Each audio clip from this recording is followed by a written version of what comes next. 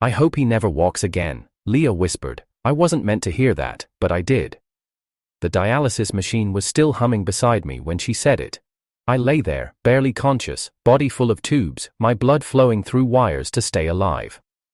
She sat by my bed, scrolling through her phone, perfectly manicured nails tapping the screen.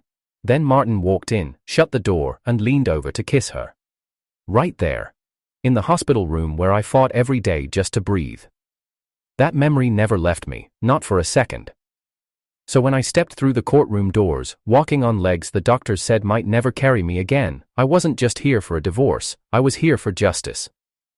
Every head in the courtroom turned. The judge blinked. Leah's lawyer rose halfway from his seat, stunned, and Leah stared at me like I had risen from the grave. She looked the same as always, flawless, cold, unreadable, but there was a flicker in her eyes, the first crack, the first time she wasn't sure what came next. Martin sat beside her, in the very seat I should have occupied as her husband. His smirk faltered as I walked forward. My gait was slow, calculated, but deliberate, every step a scar, every step a statement. The clerk called out, "Harry Wilcox, defendant present."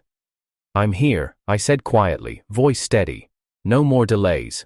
The gavel hit wood. "This court is now in session." Leah leaned toward Martin. I watched her whisper something into his ear, her fingers brushing the same wrist I once kissed when she cried in my arms during storms. She didn't cry for me anymore. My lawyer glanced at me. "Are you ready, Harry?" I nodded once. I'd waited too long not to be. The judge turned pages.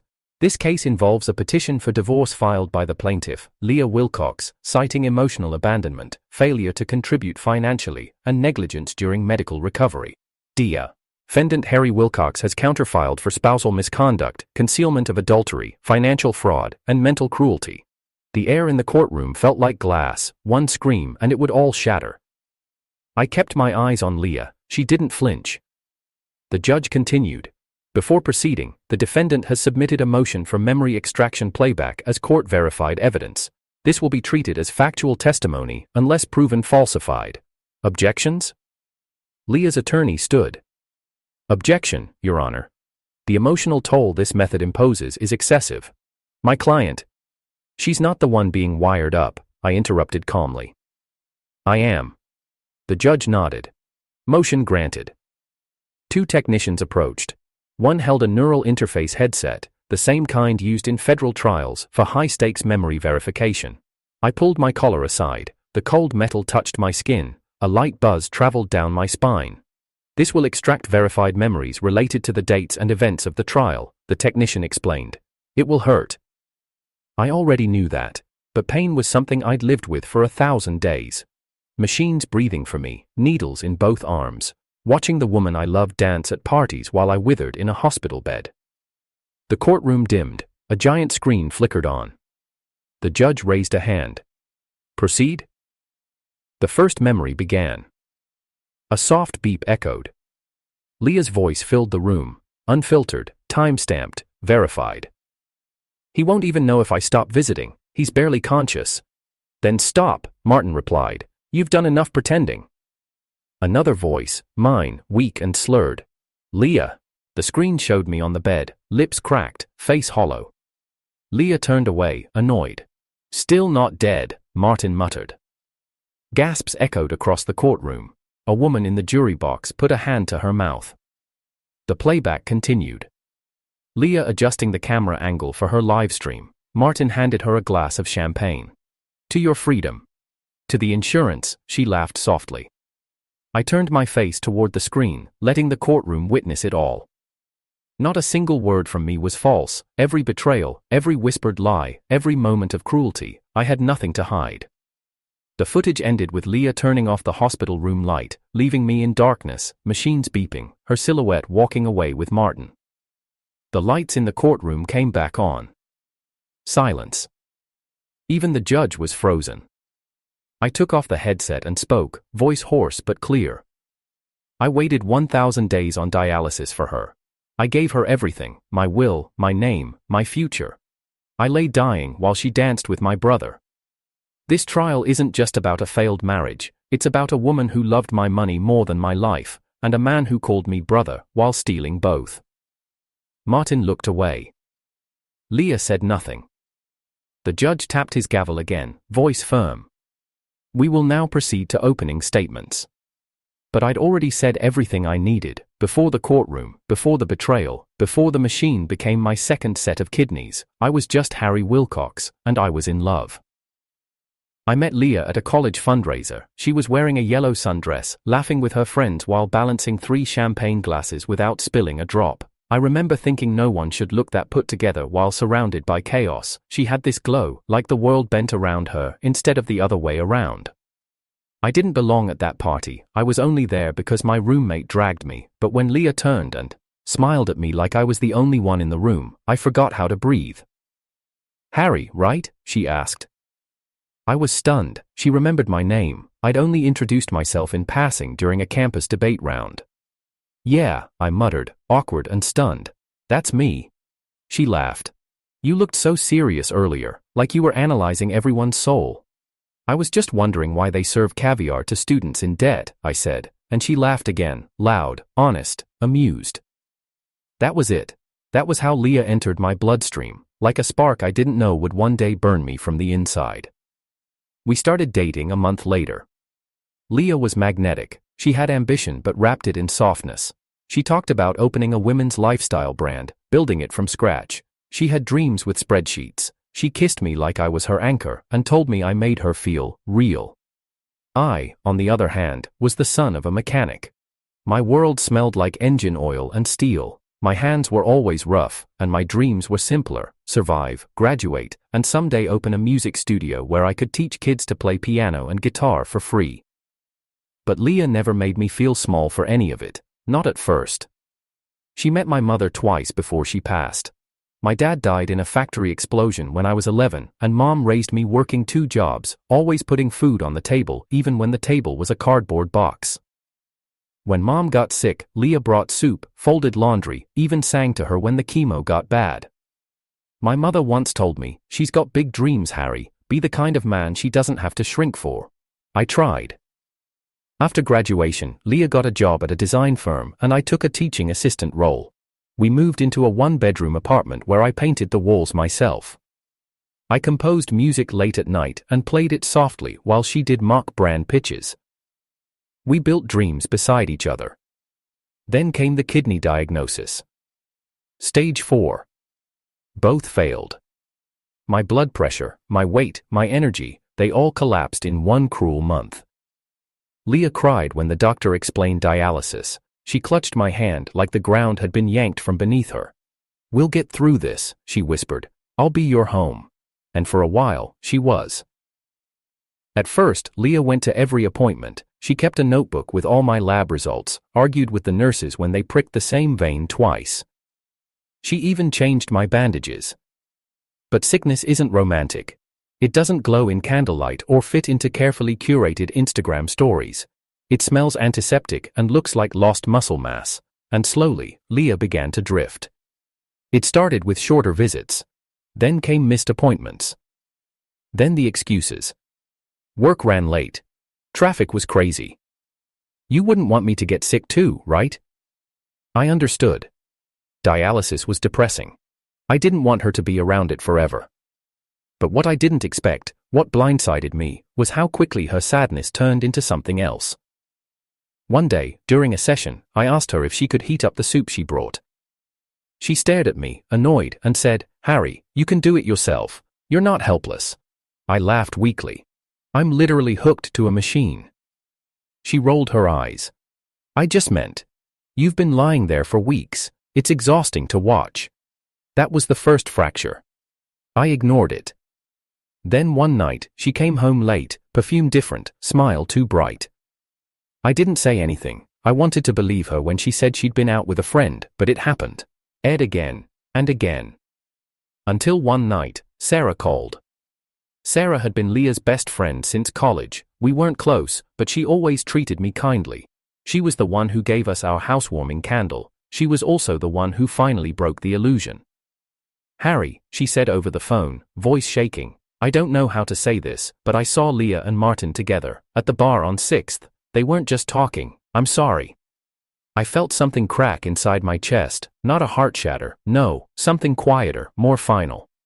Martin was my cousin, my blood. We grew up together, played on the same baseball team. He helped me write my college essays. He once cried when I broke my arm because he thought it was his fault. He held my mother's hand at her funeral. He was supposed to be my brother in everything but name. I confronted Leah the next day. She didn't even deny it, just stared at me, cool and calm. "You're not the man I married," she said. "You've become small, sick. You used to be full of music, now you're full of silence." I stared at her, unable to speak. She continued, "Martin makes me feel alive again." "You mean while I'm trying not to die?" I whispered. She looked away. I asked her to leave that day. She didn't, not physically, but emotionally. She was already gone. She started sleeping in the guest room, stopped talking to me unless it was about bills or schedules.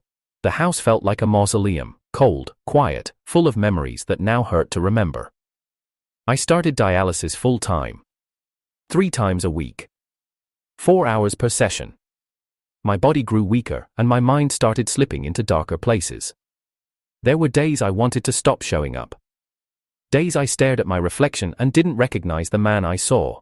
And still, Leah stayed, for the insurance, for the social image, for the house I bought in both our names, not for me. Martin, meanwhile, visited more frequently. Sometimes he didn't even knock. Once, I heard him laughing in the kitchen while Leah made coffee. "I wish the machine would fail," he joked. Leah didn't correct him. Then, on the 938th day of dialysis, I collapsed. My heart gave out during a session. Code blue. They revived me after 2 minutes. When I woke up, I was surrounded by strangers, no Leah, no Martin. I knew then that I was already alone. I had been for a long time. But that near-death experience also gave me clarity. I started walking again, slowly, quietly, rebuilding, physically, legally, emotionally. I filed the divorce myself, and when the court date came, I walked in. Not just to end the marriage, but to expose everything, to show the court, the public, the world, who Harry Wilcox really was. A man they thought wouldn't survive, but I did. The betrayal wasn't loud. It didn't come with slammed doors or screaming matches. It arrived like rust on steel, slow, silent, and fatal. After I confronted Leah and she admitted to being with Martin, I expected her to pack her things. I expected apologies, tears, explanations. What I didn't expect was silence. No suitcase, no goodbye. She just walked into the guest room and shut the door. That was it. A day passed, then 2, then 5. Leah went on as if nothing had changed. She still made her protein smoothies in the morning. I still use my Netflix account. I still opened my mail. But now, every moment felt like a negotiation for dignity. I lived with my wife and my traitor under the same roof. Martin continued visiting. He came by on Sundays, supposedly checking in on me, asking if I needed groceries or rides to appointments. He smiled too wide, laughed too easily, and always found a reason to touch Leah's shoulder or compliment her cooking. I started noticing small things. My headphones are missing. My password changed on a shared account. Leah suddenly wears jewelry she hadn't owned a week before. Once, I caught Martin wearing my old leather jacket, the one Leah gave me for our first anniversary. It made me nauseous. But I stayed quiet. Not because I was weak, but because I was calculating. I began documenting everything. Voice memos, timestamps, copies of receipts, every unusual transaction in our shared accounts. Leah thought I was fading. She didn't know I had come back stronger. Still, nothing prepared me for what happened next. One Friday afternoon, during my dialysis session, the clinic administrator approached me with a strange look. She held a clipboard in her hands, lips tight. "Harry," she said, "your insurance policy was changed last week. You're no longer covered for full treatment. Only emergency dialysis remains." I blinked. "What?" She handed me the updated records. The policy number was the same, but the primary holder had changed. To Leah. My wife had removed me from full coverage. I checked my phone and saw the email I'd overlooked, buried under hospital newsletters. Leah had logged in with my password, submitted the changes, and switched the primary beneficiary to herself. I was no longer eligible for home care, or my meds, or the transplant waiting list benefits. For a full minute, I sat in the clinic chair, the blood pump still churning beside me, trying to convince myself I was hallucinating. But the truth was right there, in black and white, with Leah's digital signature at the bottom. When I confronted her that night, she didn't even bother pretending it was a mistake. "I needed better coverage," she said. "And Martin's brother got him into a program that only works if I'm listed. You're stable now, aren't you?" "Stable?" I said quietly. "I'm still on dialysis, Leah. I still haven't qualified for a transplant, and you took me off coverage?" "You wouldn't understand," she snapped. "You've been in a bubble. Everything's about your pain, your machines, your needs. Maybe you forgot that I have a life too." I stared at her, shaking. "You were supposed to be my life," she scoffed. "That was before you became like this. Like this."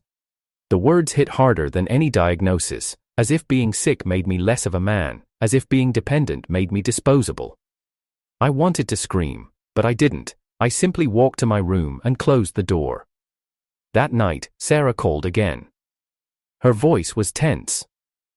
"Harry, I don't know how to say this, but Leah and Martin are planning something.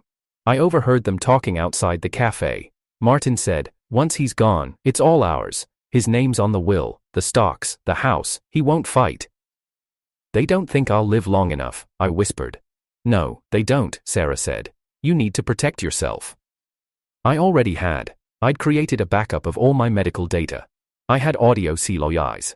P.S. I even installed a small security camera inside the hallway, masked as a motion detector. But Sarah's call pushed me into a deeper clarity. They weren't just cheating, they were preparing for my death. Leah wanted everything, the house, the bank accounts, the social sympathy. Martin wanted my name erased, buried with me so he could take over what little I'd built. It wasn't just betrayal anymore, it was survival. The next morning, I met with my lawyer, a calm man named Elliot, who had seen too many cases like mine, where love turned into litigation and trust into currency. We redrew my will. I moved all my remaining assets to a locked account, unlinked from any marital ties. I legally appointed Sarah as my medical proxy. I restricted Leah's access to my digital documents. Then I filed for divorce. I delivered the papers to her by hand. She laughed when she read them. "Really?" she said, sipping her iced coffee. "Now you're the one abandoning me?" "I'm just finishing what you started," I replied. "You'll regret this." "I already do." That week, Martin came by unannounced. Leah wasn't home. He walked into my living room like he owned the place, tossing his keys on my coffee table.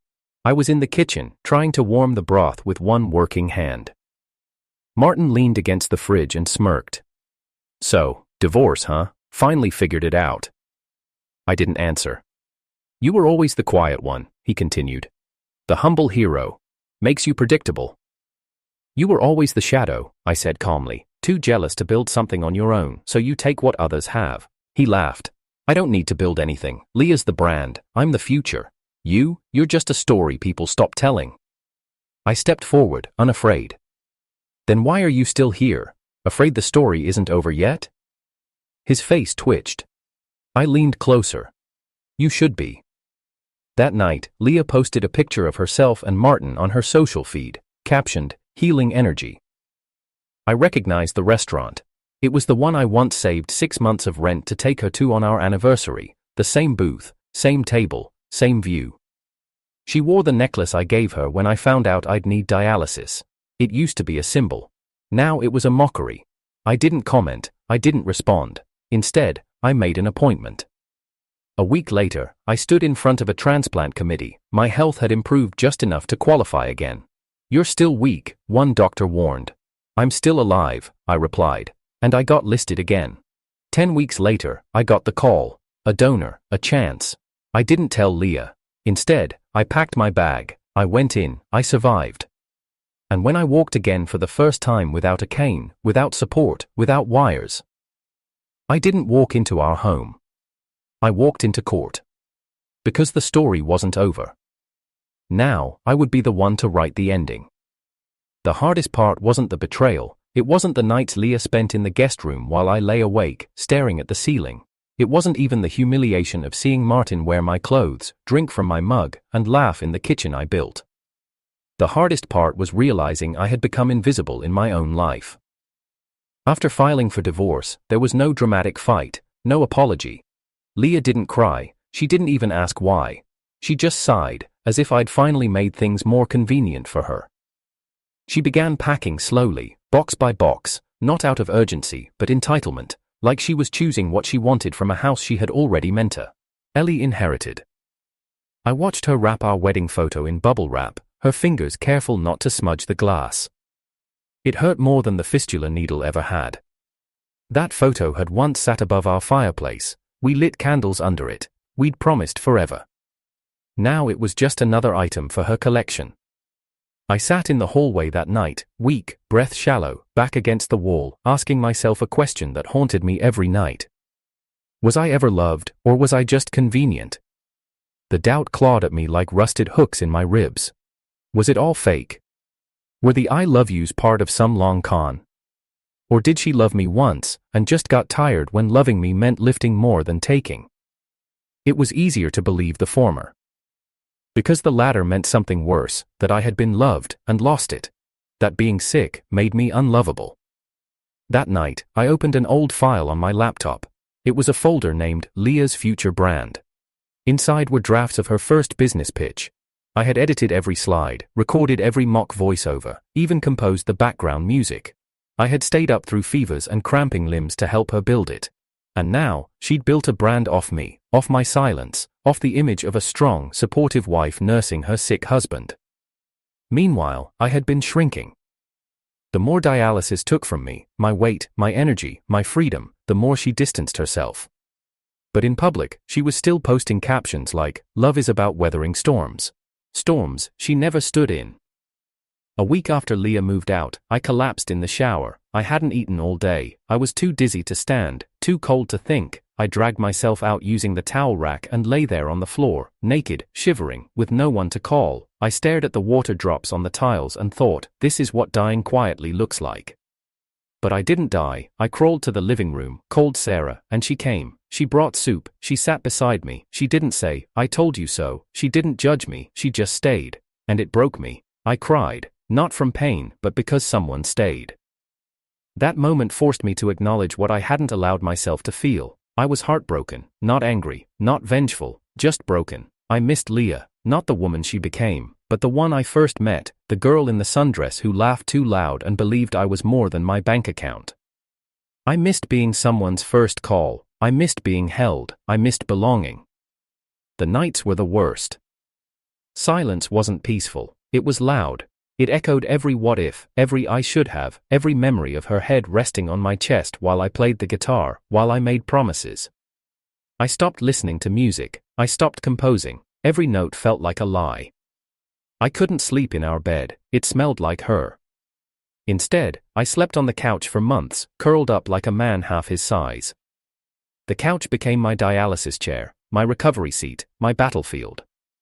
Some nights, I'd wake up gasping for breath, sweat clinging to me, chest tight. My mind replayed Leah's words on loop. "You're not the man I married." But I was just sick. And she didn't marry a man, she married in the future. When I got the transplant, I expected joy, I expected relief. But when I woke up, the first thing I felt wasn't freedom, it was grief. Because I had finally become the man Leah could have loved again, and she wasn't there to see it. I walked alone, ate alone, laughed at sitcoms with no one to hear. People messaged congratulations, but I didn't reply. Because inside, I felt like a fraud. Yes, I survived, but at what cost? What's the point of winning if you have no one left to share it with? Then came the papers. Leah's attorney sent a countersuit. They accused me of emotional abuse, of paranoia, of fabricating the affair. Martin claimed I lashed out in jealousy. Leah claimed I had controlled her finances and restricted her freedom. It made me sick. I read the papers in the kitchen, the same kitchen where I once taught her how to cut onions without crying. The lies were so expertly packaged they almost sounded real. That's when I decided I wouldn't fight for revenge. I would fight for the truth. I sent everything I had to my lawyer, recordings, receipts, insurance logs, even her own voice confessing to switching my coverage. The memory extraction request was filed. My heart was still healing, but my spine had returned. Because I didn't just want freedom. I wanted to make sure she never got to rewrite the story. The courtroom became my proving ground. Each session, I stared at Leah not with hatred but with mourning. Because I wasn't looking at the woman who betrayed me. I was looking at the ghost of the woman I once loved. Martin avoided my eyes most of the time, but when he did look, he looked smug, like he had won. What he didn't understand was this: winning doesn't come from stealing what someone else has. It comes from surviving what they tried to take from you. I stood every session, I faced every accusation, I endured the playback of moments I wished I could erase, her laughter with Martin, my own begging for affection, my collapsed body on a hospital bed while she walked out in heels. Each memory was a blade, but I let them cut, because once I bled everything out, nothing they said could hurt me again. And somewhere between Chapter 1 and the cross-examinations, I realized something. I no longer missed her. I missed who I was when I was with her. But that man was still here. He just needed time to wake up. The courtroom was halfway through cross-examination when the twist hit. I should have expected it. Leah and Martin were never the kind to go down quietly. My lawyer, Elliot, was presenting our case methodically, emails, audio clips, the insurance switch forms. It was going well, too well. Leah sat in her seat with a bored expression, but Martin looked expectant. Then it happened. Their lawyer cleared his throat and said, "We would like to present a new witness and evidence packet, something the defense may find enlightening." Elliot frowned. "We weren't made aware of any new submissions." "Correct," the opposing counsel said smugly. "But under Section 14B of Evidentiary Procedures, a late submission may be accepted if it is deemed to significantly impact the facts of the case." The judge glanced down at the file the clerk had just handed over. "Who is this witness?" he asked. Their lawyer smiled. "Sarah Walsh." My blood turned to ice. Sarah? Sarah, who'd stood by me when I collapsed. Who'd sat beside me in silence while I grieved. Who brought soup when I couldn't move. That Sarah? A sharp knock echoed, and the side door opened. Sarah entered, wearing a neutral beige coat, her hair tied back, eyes focused straight ahead, no tears, no emotion, just quiet steel. I stared at her, waiting for her to look at me. She didn't. Leah leaned back with satisfaction. Martin smirked. The judge waved Sarah to the stand. "Please state your full name and relationship to the involved parties." "Sarah Walsh," she said. "Friend to both Leah Wilcox and Harry Wilkie. Ox." The prosecution stepped forward. "Miss Walsh, you've known the defendant for how long?" 7 years. "And during that time, would you say you had a close relationship?" "Yes, very." They nodded. "Let's be specific. During Harry's illness, how often did you visit?" "Often," Sarah replied. "I brought him food, sat with him, sometimes I stayed up late." "Stayed how late, exactly?" She hesitated. "Sometimes overnight, in the guest room." Murmurs stirred in the courtroom. My throat tightened. What was this? "And during those nights, Miss Walsh, did anything? Inappropriate things happen between you and the defendant?" "No," Sarah said immediately. "Never." "Never?" the lawyer pressed. "Would you say you've ever developed feelings for him?" Silence. Then Sarah said, "I did." Gasps. My chest sank. "But I never acted on them," she added. "Too late, the damage was done." "Yet you slept over. Without his wife present. Brought food, provided comfort. Isn't that emotional intimacy?" "I only stepped in because she stepped out," Sarah said firmly. The lawyer smiled. "Let the record show a potential emotional affair between the defendant and Sarah Walsh." I stood. "Objection, Your Honor, this is speculative." "Sustained," the judge said. "But continue." The prosecution moved quickly. "We'd now like to enter Exhibit 47, photos taken by a private investigator." Images flickered on the screen. Sarah and me on my porch, Sarah carrying soup, Sarah pushing my wheelchair, Sarah hugged me as I cried, Sarah asleep on the couch, her hand on mine. To anyone else, it looked damning. To me, it was survival. "Is this your definition of appropriate conduct between friends, Mr. Wilcox?" the lawyer asked. I spoke slowly. Sarah cared for me when everyone else left. She never once touched me romantically. These photos show compassion, not misconduct. But you didn't tell your wife, did you? I didn't need to. My wife had already moved into someone else's bed. The lawyer turned. And Miss Walsh, would you like to explain why you recently withdrew $5,000 from Harry Wilcox's bank account? My eyes snapped to her. She finally looked at me, and in her eyes was a storm. I gave it back, she said quickly. I was going to use it to help cover his treatment, but I didn't ask. That was wrong. He found out and I returned it. I felt the floor shift beneath me. Why hadn't she told me? The prosecution nodded. So the defendant shared finances with another woman while accusing his wife of financial betrayal. Interesting. The judge looked toward me. Mr. Wilcox, do you confirm that you allowed Sarah Walsh access to your bank account? I didn't allow it, I said carefully. She accessed it once. I was unaware, but I don't believe it was for personal gain. And yet she didn't tell you, the judge said, which calls into question your awareness and control of your own affairs. I sat down, pulse racing. Leah didn't even hide her grin. She crossed her legs, glanced at Martin, and whispered something behind her hand. That's when I realized, this wasn't spontaneous. They'd planned it. They had flipped Sarah, but why? I looked at her again. And for a second, I saw guilt. That night, I messaged her. No accusations, just one line. Why did you do it? She didn't reply. For days, my lawyer worked double time to dismantle the photos, the testimony, the timeline. Sarah's character witnesses backed her integrity. We proved no money was stolen, but the seed was planted.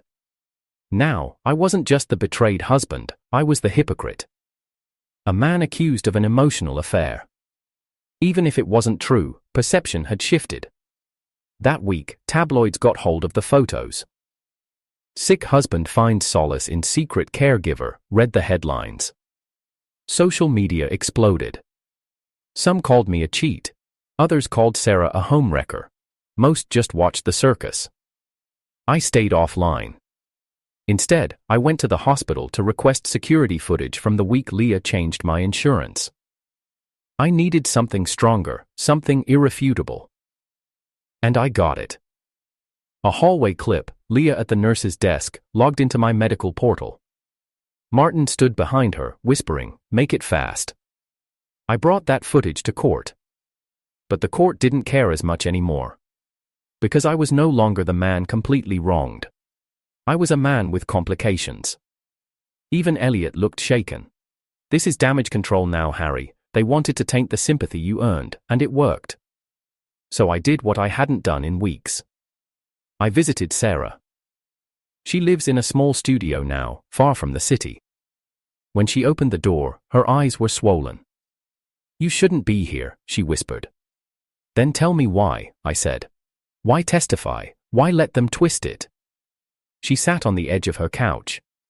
"Because they threatened me, Harry." "Threatened how?" "Martin had someone dig up my old tax filings. I made a mistake 2 years ago, missed a document, nothing serious, but they said they'd report me if I didn't cooperate. You should have told me. I thought I could fix it quietly. I didn't think they'd make it public." I sat across from her. "Did you mean what you said in court?" I asked. She nodded. "I did love you, I do, but I never tried to take Leah's place. I never crossed a line." "I know," I said, "and I did. Because betrayal doesn't come with soup and silence. It comes with lipstick on someone else's collar and your insurance switched behind your back." But the damage was done. The court no longer saw black and white. Now everything was gray. And Leah loved gray, because that's where liars hide best. The courtroom was colder than usual that morning. Maybe it was the weather outside, maybe it was the tension inside, maybe it was the silence before something irreversible was about to happen. The final day of trial. Elliot, my lawyer, sat beside me flipping through our evidence one last time. I could feel his nervous energy, though his face remained calm. Leah sat across from me in her usual icy poise, dressed in a cream-colored blazer, fingers clasped together, chin slightly lifted. Martin sat beside her, tapping a silver pen against the desk, confident, smug, like the verdict was already signed. I had no proof of what they were thinking, but I had a strong suspicion they believed the Sarah twist had buried me, that my sympathy arc had ended, that I'd walk out humiliated. But they didn't know what I'd brought today. The judge entered, the clerk called for silence, and the final session began.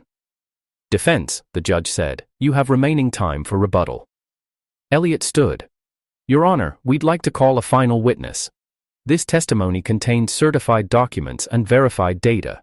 It directly addresses the core of the plaintiff's claims. The judge nodded. Proceed. The doors opened. A woman in navy scrubs entered the room. Not Sarah, not a friend, but someone they never saw coming. Nurse Angela Mason, Elliot announced, senior technician at Wilcox Dialysis Center. She attended to the defendant for 2 years. Leah's eyes flicked toward Martin. For the first time, they didn't look sure. Angela took the stand. Her voice was steady, matter of fact. I administered Harry Cox's treatments for 24 months. I witnessed his physical state, emotional episodes, and visitor records. And during that time, Elliot asked, who visited him most? Initially his wife, Leah Wilcox, then, less frequently, eventually, not at all. And were there any visits by Martin Klein? Yes, several. Most during times when Harry was sedated or post-treatment. Once, Mr. Klein accessed Harry's locker. Leah jolted. That's a lie. Order, the judge warned. Elliot continued. Can you elaborate? Angela nodded. Security footage shows Mr. Klein using Harry's key to open his locker. He removed a black folder. Do you know what was inside? Medical records, financial forms, living will documentation. A murmur rippled through the audience. I could feel Martin sweating from across the room. Elliot stepped closer. Your Honor, we submit this footage, verified and time-stamped, along with the clinic's incident report from that day. The screen flickered to life. A grainy but clear image of Martin leaning over my locker, glancing around, then taking out a folder and slipping it into his coat. You thief, someone from the gallery muttered. Martin's attorney stood. We object to relevance. There's no proof he used the documents. Elliot smiled faintly. We're getting there. He turned to the judge. Permission to enter call transcripts between Leah Wilcox and Martin Klein, obtained via subpoenaed phone logs and matching timestamps. The judge motioned for the clerk to proceed. And then the room changed. Leah's voice echoed through the speakers. Don't forget to take the power of attorney file. Martin's voice, I got it, he won't notice anything missing, he can barely sit up. Good, we need that clause changed. Once he signs the new one, we're in the clear. The judge raised a brow. Elliot waited a beat, then dropped the final blow. We also submit this signed power of attorney, he said, placing it on the bench. Digitally signed by Harry Wilcox while on sedatives post-treatment, verified by the clinic's drug logs, unwitnessed, uninformed. The judge leaned forward, reading. This is a forged document, Elliot said, used by Martin and Leah to change Harry's medical directives, financial beneficiaries, and insurance ownership. The entire courtroom was still. You could hear someone breathing too loudly in the third row. Martin stood up. That's ridiculous. This is slander. Mr. Klein, sit down, the judge barked. Leah was frozen, eyes locked on the paper, her face pale. Then came the moment. The judge looked at me. Mr. Wilcox, do you wish to make a statement before we proceed? I stood slowly. My knees are no longer weak, my voice is no longer shaking. I faced Leah. I didn't blink. You said I changed, I began. That I wasn't the man you married, that I became small, helpless, a burden. And maybe I did. Maybe dialysis took my strength and my patience and my music, but you didn't lose me because I got sick. I paused. You lost me because you made a choice, not once, but every day. You walked past me to take phone calls with my cousin. You smiled for your followers while I bled into gauze pads. You touched another man's hand while I was clinging to life, and when you thought I wouldn't make it, you tried to sign away the rest. Leah said nothing. You thought you buried me, I said, but I got up, and I walked, and I remembered. I turned to Martin. And you, I said, my voice like steel. You were my brother. You were there when my mom died. You shared my home, my family. And the second I became vulnerable, you dug your claws into what I loved most. He clenched his jaw. But let me be clear, I said. You didn't be. At me, you didn't win, because you'll never have what you tried to steal. Not my strength, not my name, and certainly not my dignity. I looked back at the judge. I rest my case. Silence followed. Then, only the gavel. After review of the evidence, including forged legal documentation, coercive insurance modifications, and violation of medical rights, this court finds in favor of the defendant, Harry Wilcox. A sob broke from Leah's throat. The judge continued. All financial claims against the defendant are dismissed. All shared property is to be liquidated and redistributed 100% to Mr. Wilcox. The forged power of attorney will be submitted for criminal review. Martin cursed under his breath. The judge struck the gavel again. Court is adjourned. I didn't smile. I didn't gloat. I walked out slowly, just like I came in, alive, free, whole. They thought it would end in court, that once the judge handed down the verdict, I'd simply disappear back into quiet recovery. They were wrong. Because justice in the courtroom was only the beginning. Revenge, the kind that leaves a mark, happens in the light, and I wasn't going back to the shadows. 2 weeks after the ruling, my story made national headlines. The media latched onto the details: wealthy wife, betrayal, forged medical documents, and the sick man who walked again, not to beg, but to fight. They called me the walking verdict. My inbox flooded with interview requests, podcasts, morning shows, public sympathy. But I didn't accept a single one. Instead, I published something else. A 10-minute video, raw, quiet, and devastating. No background music, just me. Sitting on the same couch where I once passed out from starvation, where I'd once cried for the woman who now wanted to erase me. I told my story. Unedited. I showed receipts, dates, call logs. I uploaded the footage from the dialysis clinic, Martin stealing from my locker, Leah signing off on insurance changes. I added timestamps and medical records. Then I ended the video with a single sentence: "This isn't for pity, this is so they never do it to anyone else." It went viral in less than 48 hours. Sponsors dropped Leah overnight. Her skincare brand, once built on the narrative of being a loyal, suffering wife, crumbled like dried clay. Martin's startup investors pulled funding after the digital theft and identity fraud scandal. Turns out, tech bros don't like headlines that say, co-founder forwards dying cousin's medical bills to mistress. Leah tried to launch a counter-campaign, posing in designer gowns, crying in interviews, claiming she was manipulated by grief. But people had seen the footage, they'd heard her voice say, "I hope he never walks again." You can't walk that back. But I wasn't done yet. While the world dissected their fall from grace, I worked with Elliot and a digital security team to build something I'd planned quietly, the Wilcox Foundation. A private fund that helped long-term dialysis patients retain legal control of their medical and financial decisions. I funded it from the proceeds of the lawsuit and the liquidation of assets the court returned to me: my house, my name, my records. I even sold the car Leah used to film her healing journey vlogs.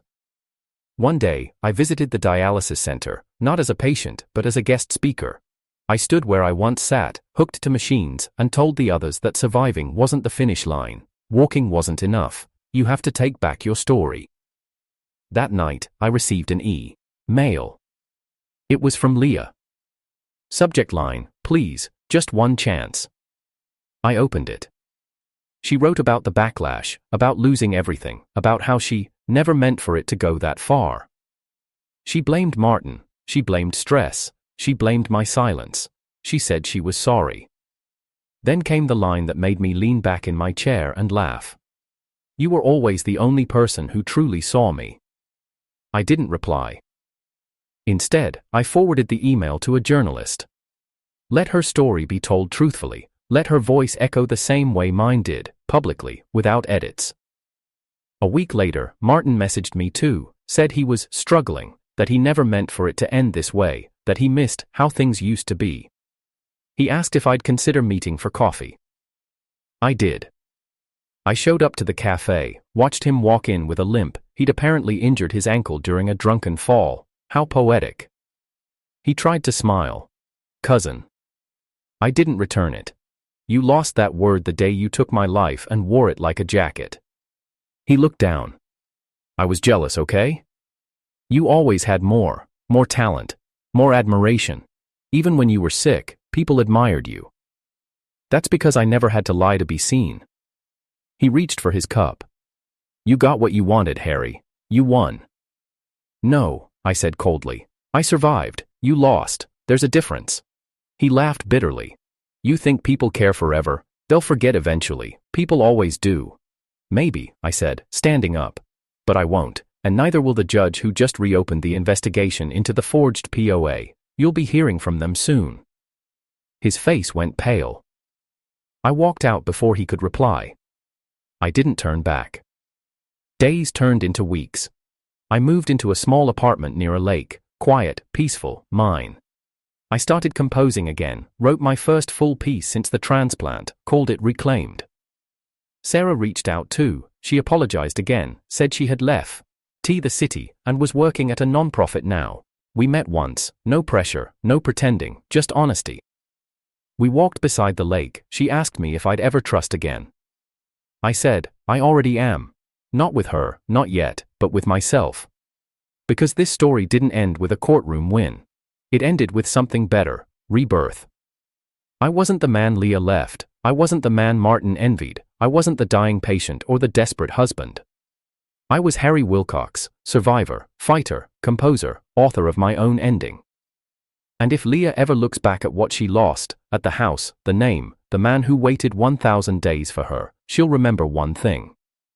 The first time I walked again, I walked into court. The last time I looked back, never was.